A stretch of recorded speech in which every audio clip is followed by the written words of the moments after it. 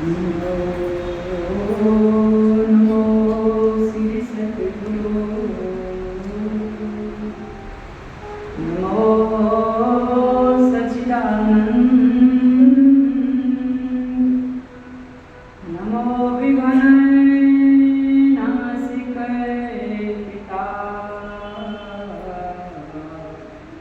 प्रभुकाटोऽयं गुरु server हमने berry गुरु server हमने जहाँ गुरु के शरण में वहाँ हमारो शीश तुम पूर्ण परमात्मा प्रभु तुम पूर्ण जगदीश आदि पुरुष श्री सद्गुरु हरि तुम हिनवान शीश गुरुर्ब्रह्मा गुरुर्विष्णु गुरुर्देवो महेश्वरः गुरुः साक्षात् परब्रह्म तस्मै श्री गुरुवे नमः तस्मै श्री गुरुवे नमः। फ्रेंड्स बोलिए श्री सद्गुरुदेव आनंद कंठ भगवान की जय। सभी महानंद विभूतियों की सच्चे दरबार की जय। आज में जैसी उपस्थित भक्तों एवं आदरणीय भक्तिमती प्यारी माताओं तथा बहनों, भगवान के हेतु की असीम कृपा से हम सबको सत्संग की प्राप्ति हो रही है। ये गुरु महाराज जी की हमारे ऊपर बहुत बड़ी दया है, बहुत बड़ी कृपा है, जो कि ऐसे समय में जिसे घोर कली काल कहते हैं, जहाँ पर के इंसान धर्म से बहुत दूर चला गया। कहते संत कहते हैं ऐसी बदली हवा जगत की समय निकम्मा आया है, धर्म से विमुख हुए नर नारी पाप का बादल छाया है। राम नाम को भूल गए माया में मन भरमाया है।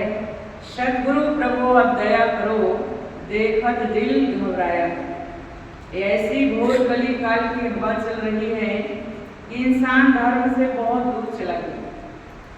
धर्म का इंसान साथ नहीं दे रहा है और माया के प्रपंचों में इतना तल्लीन है। तो कहते हैं गुरु महाराज जी की तो हमारे ऊपर बहुत बड़ी दया है, बहुत बड़ी कृपा है, लेकिन अब इससे लाभ हम नहीं उठाएंगे तो ये सुनहरा अवसर जो मालिक ने आज हमें दिया है एक दिन हमारे हाथ से छिन जाएगा, फिर पछताने से कोई लाभ नहीं होगा। जैसे चतुर किसान होता है, किसी का खेत लेता है कुछ साल के लिए, 5 साल के लिए, 4 साल के लिए, 3 साल के लिए, उसमें वो डबल ट्रिपल फसल उगाता है। उसको पता है कि जितना मैं इसमें फसल बोलूँगा, जितना बीज बोऊंगा, 2 बार साल में 2 बार बोऊंगा, 3 बार, तो मुझे उतना ही फायदा होगा। तो किसान क्या करता है, उसे पता है कि 5 साल के बाद में या 4 दिन के बाद में ये खेत हमसे ले लिया जाएगा, ये खेत हमारा नहीं है, हमें कुछ सालों के लिए मिला है। तो चतुर किसान उसमें डबल ट्रिपल फसल उगा करके लाभ प्राप्त करता है। और यदि वो उसको मिला है, खेत मिला है, यदि बीज नहीं बोएगा तो उसको क्या मिलेगा, उससे कुछ नहीं मिलना है। इसी प्रकार से हमारे संतों ने समझाया है कि हे दुनिया की माया के लोगों, प्रभु परमात्मा ने, भगवान रूपी राजा ने ये जिंदगी रूपी खेत हमें कुछ वर्षों के लिए दे रखा है। अब इसमें जितना हो सके राम नाम की खेती उगा लो, यही तुम्हारे जीवन का सार है और यही तुम्हारी पूंजी है, यही तुम्हारे साथ जाएगी। और यदि इससे हमने लाभ नहीं उठाया माया के प्रपंच में ही हम तल्लीन रहेंगे तो सुंदर अवसर हमारे हाथ से निकल जाएगा, फिर पछताने के अलावा कुछ नहीं हाथ आएगा। इसलिए संत समझाते हैं, मानस में तुलसीदास लिखते हैं, राम कथा सुंदर करता संशय विहंगे उड़ावन हारी। राम कथा गली बेटक उठारी, सादर सुनो गिरिराज कुमारी। भगवान शिव माता सती को समझाते हुए कहते हैं कि देवी, भगवान की कथा जरूर श्रवण करना चाहिए, क्योंकि भगवान की कथा श्रवण करने से ही मन की जो विचार हैं, जो संशय है, संदेह है, एक कथा श्रवण करने से सब नष्ट हो जाते हैं, खत्म हो जाते हैं। और सत्संग श्रवण करने से हमारा मन निर्मल हो जाता है, पवित्र हो जाता है। जो हम अपने मार्ग से भटक जाते हैं, पुनः हमें सत्संग के द्वारा पुनः हम अपने उस मार्ग पर पुनः फिर चलने लग जाते हैं। तो भगवान कहते हैं कि हे देवी, जिस प्रकार से किसान खेत में फसल बोता है, चिड़िया आकर के दाना चुगती हैं, तो किसान ताली के सहारे चिड़ियों को उड़ा देता है। इसी प्रकार से कहते हैं कि सत्संग वो करतारी और ताली है जो हमारे संशय रूपी पक्षी को उड़ा देती है। हमारे मन में जो संशय हो जाता है, धर्म के प्रति, ज्ञान के प्रति जो मन में संशय हो जाता है, वो सत्संग के द्वारा खत्म होता है। राम कथा कली बिटक कुठारी, सादर सुनो गिरिराज कुमारी। कुठारी यानी कुलाड़ी। जब वृक्ष बहुत बड़ा विशाल रूप ले लेता है तो जो है उसे कुलाड़ी के द्वारा किसान काट देता है।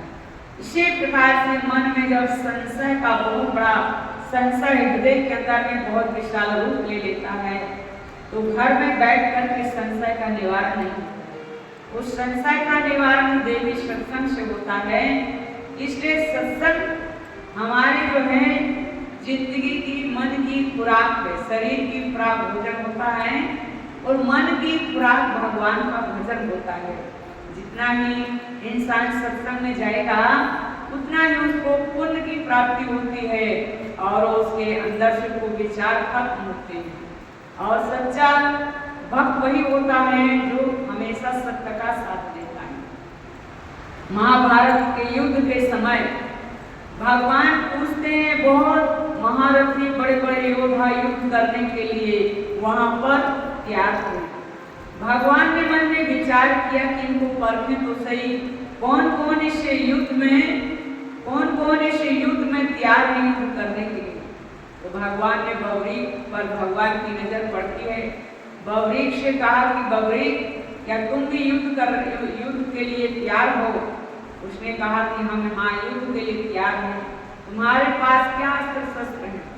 उन्होंने कहा मेरे कर्कश में 3 बाण हैं। भगवान ने कहा महाभारत का युद्ध तो बहुत बड़ा युद्ध है, तो तुम्हारे 3 बाण क्या करेंगे? उसने कहा हमारे 3 बाण इतने महान हैं कि सारे युद्ध को ही जीत लेंगे। भगवान ने कहा समझाओ, चला कर दिखाओ। तो बवरीक कहता है कि मेरे एक बाण मेरा ऐसा है, एक बाण छूटेगा तो जितनी भी जनता होगी सबको बेचते हुए वो बाण निकलेगा। दूसरा बचा हुआ पब्लिक को घायल कर देगा और तीसरा बाण तो प्रलय भी कर देगा। तो भगवान ने कहा कि तुम बहुत महान हो, सचमुच में तुम बड़े महान हो, पर तुम्हारे अंदर भी गुरु भक्ति भी होनी चाहिए। तो उन्होंने कहा कि गुरु भक्ति के लिए तो मेरा जीवन समर्पित है, केशव मेरे लिए क्या आज्ञा है? युद्ध के लिए तो मैं तैयार हूँ और गुरु भक्ति में भी मेरा पूर्ण समर्पण है, पूर्ण भाव है। यदि आपको आजमाना हो तो आप मेरे से आजमाइए, जो कुछ आप कहेंगे आपके लिए सर्वस्व निछावर है, आप आज्ञा तो करें। तो भगवान ने मन में विचार किया कि इतना महान योद्धा है, इतना बलवान है, इतना जो है महान है, लेकिन साथ किसका दे रहा है? भगवान ने कहा तुम साथ किसका दोगे? तो बबरी कहता है कि हारती हुई सेना का मैं साथ दूंगा, मैं देखूंगा जो सेना हार रही होगी मैं उसी का साथ दूंगा। तो भगवान ने कहा है तो धर्म युद्ध हो रहा है, धर्म युद्ध में तो तुम्हें धर्म का साथ देना चाहिए। तो बबरी कहता है कि ठीक है, धर्म युद्ध हो रहा है और मैं साथ तो हारती हुई सेना का ही दूंगा, जो सेना हार रही होगी मैं उसी का साथ दूंगा। तो भगवान ने मन में विचार किया इतना महान योद्धा है, बलवान है, लेकिन साथ आताताई का दे रहा है, तो इसकी वीरता सब व्यर्थ है, बेकार है। तो भगवान से बबरी ने कहा कि आप मेरे लिए आज्ञा करें, सेवा का मुझे अवसर दें और मैं जो कुछ आप मेरे से मुझे सेवा देंगे मैं उसमें हाजिर हूँ, मेरा तन मन धन सब आपके चरणों में अर्पण है। भगवान ने कहा बबरी फिर तुम मुझे अपना सर काट के दे दो, क्योंकि भगवान ने कहा कि योद्धा भी है और ऐसे योद्धा से, ऐसे महान योद्धा से फायदा क्या होगा? ये तो हारी हुई सेना का साथ, जो हारती है उसका साथ देगा। तो भगवान ने कहा तुम अपना सर मुझे दे दो।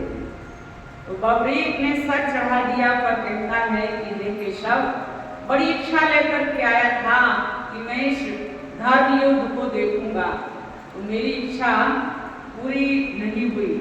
भगवान ने कहा यदि तेरी इच्छा है युद्ध देखने की तो ऊंचाई पर तेरा सिर रखूंगा और तू उस पर से देखते रहना, तू जो सारी युद्ध को देखता रहेगा। तो उसके सर को ऊंचाई पर रखते हैं भगवान और उस युद्ध को बबरी देखता है। बाद में भगवान कहते हैं जब युद्ध हो जाता है, पूछते हैं कि बबरी तुझे युद्ध में क्या देखा तुमने? तो बबरी कहता है कि ये जो योद्धा युद्ध कर रहे हैं इनको यही कार है कि मैं युद्ध कर रहा हूँ, लेकिन मैंने तो सारी सेना के बीच में आपको ही युद्ध करते हुए देखा। जो ये धर्म युद्ध था इसमें जो पांडवों की विजय हुई है ये आपका ही श्रेय है, आपका ही हाथ है और आपने ही इस युद्ध को जीता है। और नाम जो है पांडव सोच रहे हैं कि हमारी विजय हुई, हमने युद्ध जीता है, ये युद्ध तो आपने जीता है और सारे युद्ध में मैंने आपको ही देखा है।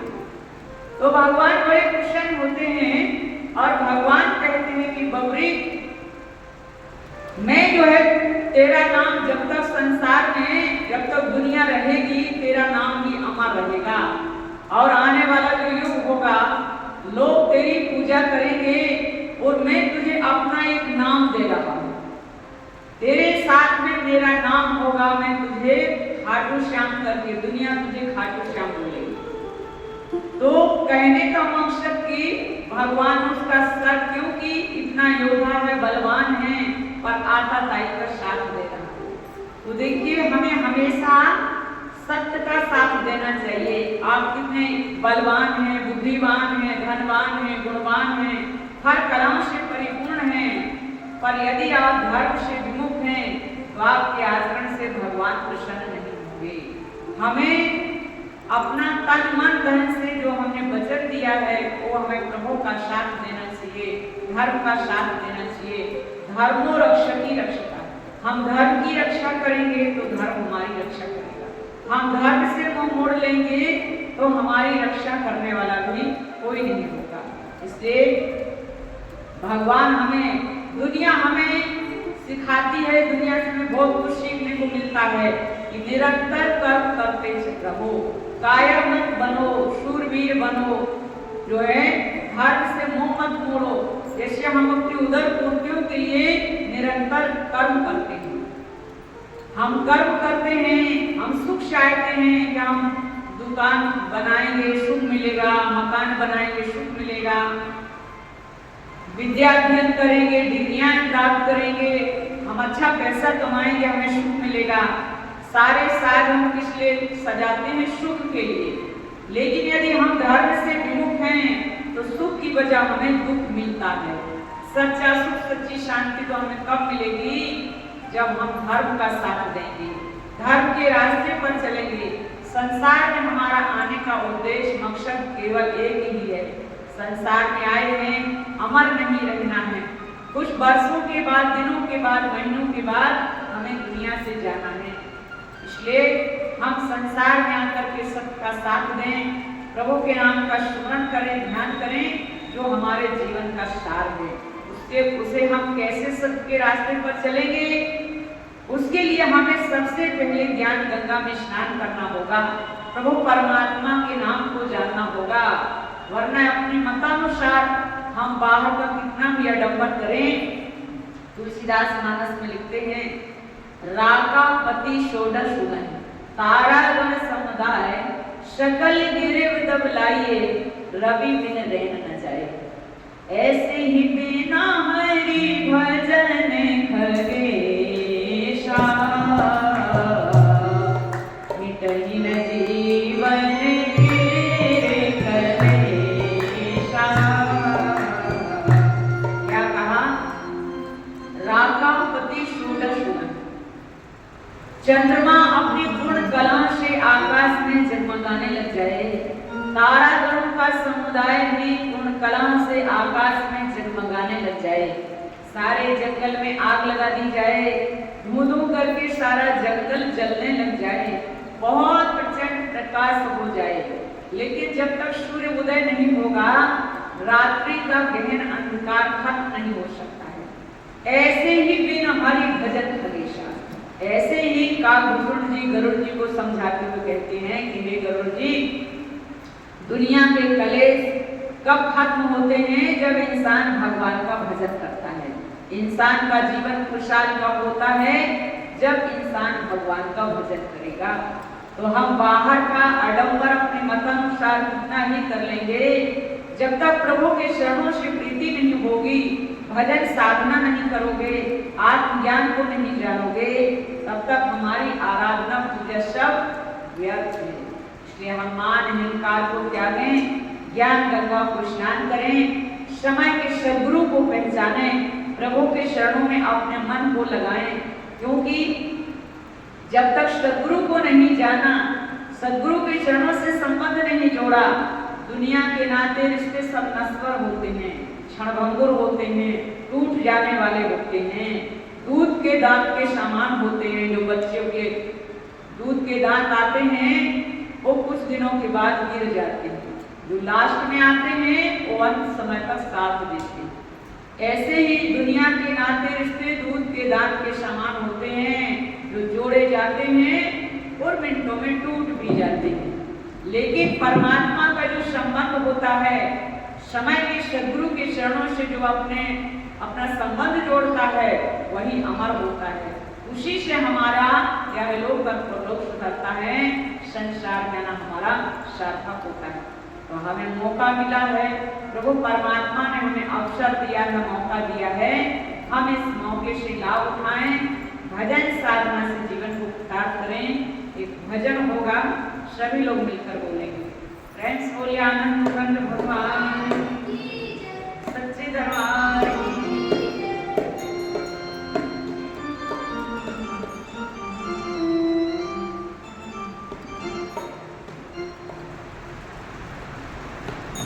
फ्रेंड्स बोलिए आनंद कंद भगवान की।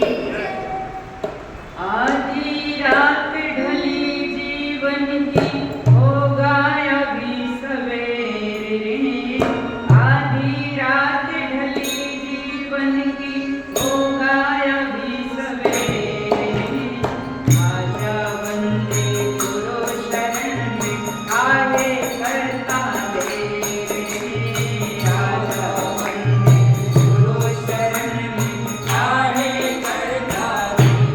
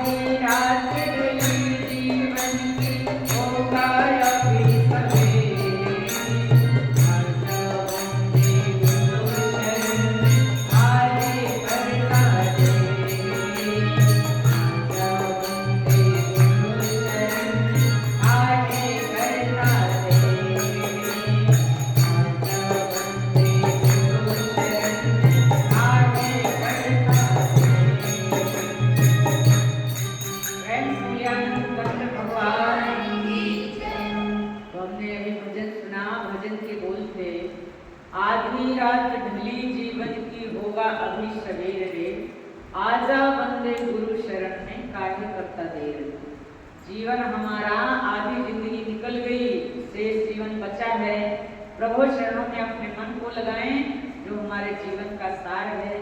तो जिन्होंने आत्मज्ञान को जाना है, खूब भजन साधना सेवा सत्संग दर्शन दर्शन से जीवन को प्राप्त करें। जिनको आत्मज्ञान की प्राप्ति नहीं है, आत्मज्ञान को जाने और सेवा सत्संग से देव दुर्लभ मनुष्य जीवन को प्राप्त करें।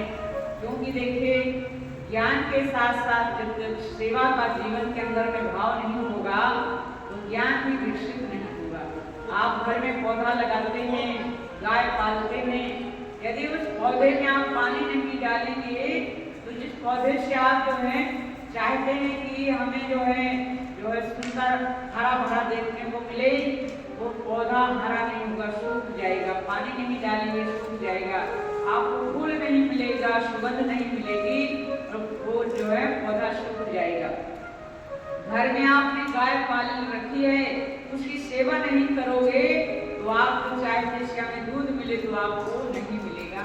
सेवा करके ही आपको फल मिलता है, मेवा मिलती है। इसी प्रकार से आपने ज्ञान लिया है, तन मन धन गुरु महाराज जी के चरणों में अर्पण किया है। उस वचन को जब निभाएंगे तो आपके हृदय के अंदर में ज्ञान विकसित होगा, आपका उद्धार कल्याण होगा। और जो है जो परमात्मा के लिए कार्य करता है, तो भगवान आपके भंडार भरेंगे। और ज्ञान लेकर के सेवा की भावना नहीं होगी, तो कितना भी कमाओगे पर हाविश की खोपड़ी नहीं भरेगी। जो 10 20 50 हुए, शत होए हजारन लाख लगेगी। कोटि अरब खरब असंख्य महापति होने की चाह जगेगी। स्वर्ग पाताल का राज करूं, तृष्णा की अति आग लगेगी। सुंदर एक संतोष बिना सट, तेरी तो भूख कभी न भरेगी। जब तक संतोष रूपी खजाना नहीं होगा, परमात्मा की भावना नहीं होगी, तब तक हाविश की खोपड़ी कभी नहीं भरती है। इसलिए मान अहंकार को त्यागें, प्रभु परमात्मा के चरणों में अपने मन को लगाएं, सेवा सत्संग से समय को सफल सार्थक करें। जो सुंदर अवसर आज मालिक की दया से कृपा से आपको मिला है, एक दिन छीन लिया जाएगा। जैसे किसान, राजा किसान को खेत देता है, कुछ वर्षों के लिए बाद में उससे छीन लेता है। ऐसे ही भगवान रूपी किसान ने ये जिंदगी रूपी खेत हमें कुछ वर्षों के लिए दिया है।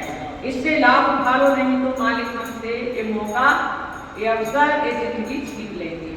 तो हम मौके से लाभ उठाएं, अपने जीवन को सुधार करें। समय हो गया, आरती होगी, सभी लोग मिलकर के आरती बोलेंगे। प्रेम से बोलिए आनंद कर भगवान।